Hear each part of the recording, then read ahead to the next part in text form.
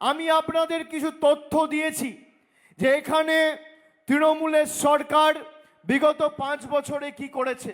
আমি আরও তথ্য আপনাদের দেবো, কিন্তু বিজেপির নেতাকর্মীরা যখন আপনাদের কাছে প্রচারের জন্য আসছে, এদের কাছে তথ্য চাইবেন না। 12 বছর মোদির সরকার ক্ষমতায় বিনপুরের জন্য, জামমনির জন্য কি কাজ এই বিজেপি সরকার করেছে, আমার আদিবাসী ভাইদের জন্য কি কাজ করেছে, তপশিলি মায়েদের জন্য কি কাজ করেছে।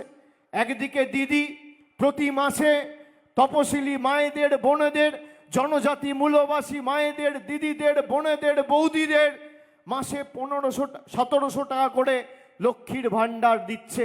আর অন্যদিকে মোদি বাবু গ্যাসের দাম বাড়িয়ে, খাবারের দাম বাড়িয়ে, রান্নার তেলের দাম বাড়িয়ে, চা পাতার দাম বাড়িয়ে, দুধের দাম বাড়িয়ে, চা পাতার দাম বাড়িয়ে আপনার থেকে সেই টাকা নিয়ে নিচ্ছে।